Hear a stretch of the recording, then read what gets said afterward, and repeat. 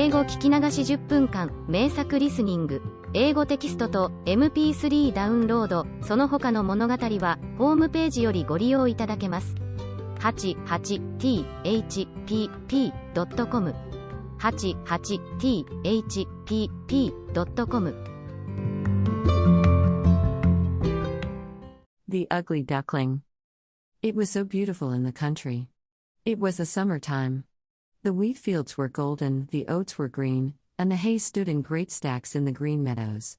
The stork paraded about among them on his long red legs, chattering away in Egyptian, the language he had learned from his lady mother. All around the meadows and cornfields grew thick woods, and in the midst of the forest was a deep lake. Yes, it was beautiful, it was delightful in the country. In a sunny spot stood a pleasant old farmhouse circled all about with deep canals, and from the walls down to the water's edge grew great burdocks, so high that under the tallest of them a little child might stand upright. The spot was as wild as if it had been in the very center of the thick wood. In this snug retreat sat a duck upon her nest, watching for her young brood to hatch, but the pleasure she had felt at first was almost gone. She had begun to think it a wearisome task, for the little ones were so long coming out of their shells, and she seldom had visitors. The other ducks liked much better to swim about in the canals than to climb the slippery banks and sit under the burdock leaves to have a gossip with her. It was a long time to stay so much by herself. At length, however, one shell cracked, and soon another, and from each came a living creature that lifted its head and cried peep, peep. Quack, quack, said the mother, and then they all tried to say it, too, as well as they could, while they looked all about them on every side at the tall green leaves. Their mother allowed them to look about as much as they liked, because green is good for the eyes. What a great world it is, to be sure, said the little ones, when they found how much more room they had than when they were in the eggshell. Is this all the world, do you imagine? Said the mother.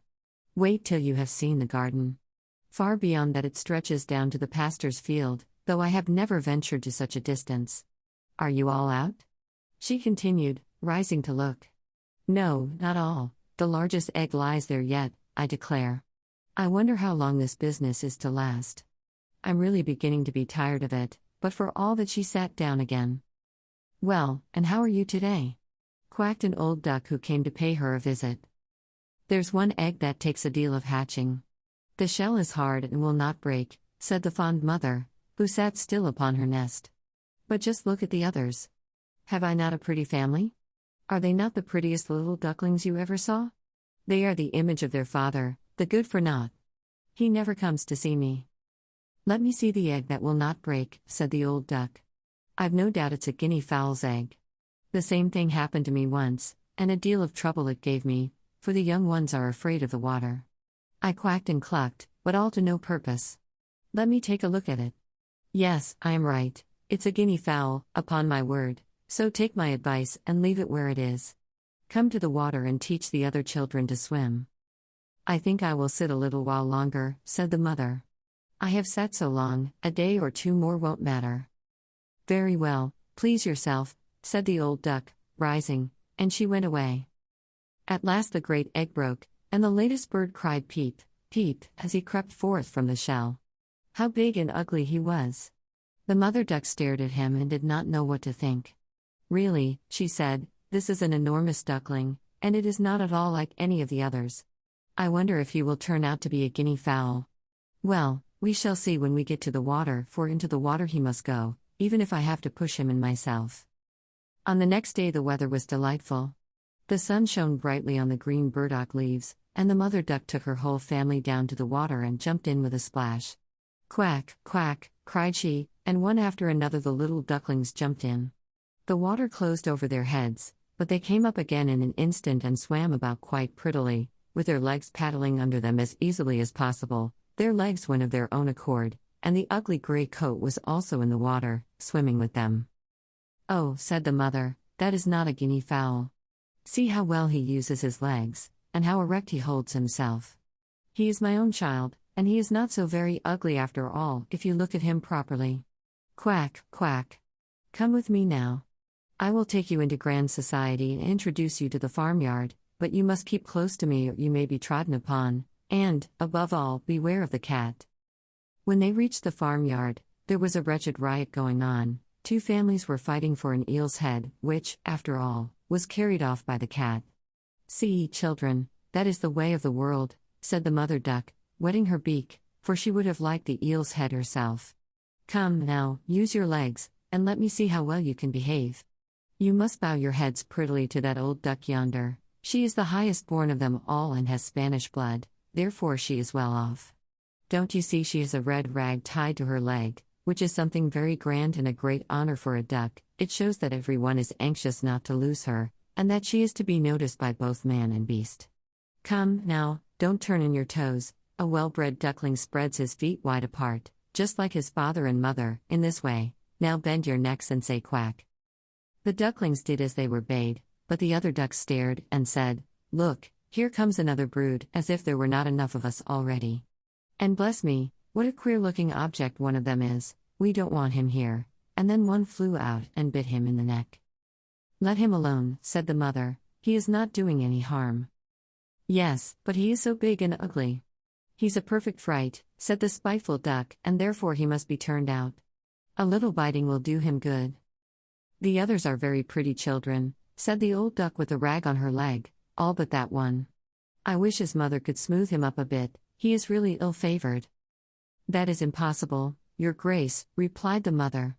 "He is not pretty, but he has a very good disposition and swims as well as the others or even better. I think he will grow up pretty, and perhaps be smaller. He has remained too long in the egg, and therefore his figure is not properly formed." And then she stroked his neck and smoothed the feathers, saying, "It is a drake, and therefore not of so much consequence. I think he will grow up strong and able to take care of himself." "The other ducklings are graceful enough," said the old duck. "Now make yourself at home, and if you find an eel's head you can bring it to me." And so they made themselves comfortable, but the poor duckling who had crept out of his shell last of all and looked so ugly was bitten and pushed and made fun of, not only by the ducks but by all the poultry. "He is too big," they all said, and the turkey cock, who had been born into the world with spurs and fancied himself really an emperor, puffed himself out like a vessel in full sail and flew at the duckling.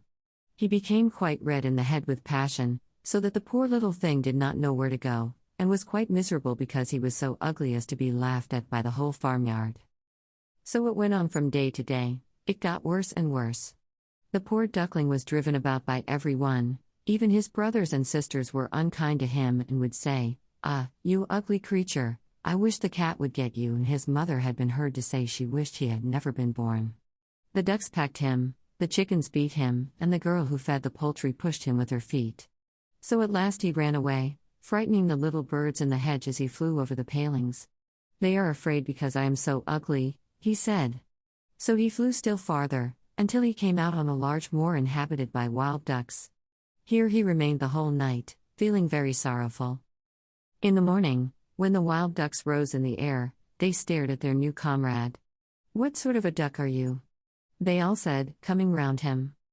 He bowed to them and was as polite as he could be, but he did not reply to their question. "You are exceedingly ugly," said the wild ducks, "but that will not matter if you do not want to marry one of our family." Poor thing! He had no thoughts of marriage. All he wanted was permission to lie among the rushes and drink some of the water on the moor. After he had been on the moor 2 days, there came 2 wild geese, or rather goslings, for they had not been out of the egg long, which accounts for their impertinence. "Listen, friend," said one of them to the duckling, "you are so ugly that we like you very well. Will you go with us and become a bird of passage? Not far from here is another moor, in which there are some wild geese, all of them unmarried. It is a chance for you to get a wife. You may make your fortune, ugly as you are." Bang, bang, sounded in the air, and the 2 wild geese fell dead among the rushes, and the water was tinged with blood. Bang, bang, echoed far and wide in the distance, and whole flocks of wild geese rose up from the rushes. The sound continued from every direction, for the sportsmen surrounded the moor, and some were even seated on branches of trees, overlooking the rushes. The blue smoke from the guns rose like clouds over the dark trees, and as it floated away across the water, a number of sporting dogs bounded in among the rushes, which bent beneath them wherever they went. How they terrified the poor duckling! He turned away his head to hide it under his wing, and at the same moment a large, terrible dog passed quite near him. His jaws were open, his tongue hung from his mouth, and his eyes glared fearfully. He thrust his nose close to the duckling, showing his sharp teeth, and then splash, splash, he went into the water, without touching him. Oh, sighed the duckling, how thankful I am for being so ugly, even a dog will not bite me. And so he lay quite still, while the shot rattled through the rushes, and gun after gun was fired over him. It was late in the day before all became quiet, but even then the poor young thing did not dare to move. He waited quietly for several hours and then, after looking carefully around him, hastened away from the moor as fast as he could. He ran over field and meadow till a storm arose, and he could hardly struggle against it. Towards evening he reached a poor little cottage that seemed ready to fall, and only seemed to remain standing because it could not decide on which side to fall first. The storm continued so violent that the duckling could go no farther. He sat down by the cottage, and then he noticed that the door was not quite closed, in consequence of one of the hinges having given way. There was, therefore, a narrow opening near the bottom large enough for him to slip through, which he did very quietly, and got a shelter for the night. Here, in this cottage, lived a woman, a cat, and a hen. The cat, whom his mistress called my little son, was a great favorite. He could raise his back and purr, and could even throw out sparks from his fur if it were stroked the wrong way. The hen had very short legs, so she was called Chicky Short Legs. She laid good eggs, and her mistress loved her as if she had been her own child. In the morning the strange visitor was discovered, the cat began to purr and the hen to cluck. 英語聞き流し10分間、名作リスニング。英語テキストと MP3 ダウンロード、その他の物語は、ホームページよりご利用いただけます。88thpp.com 88thpp.com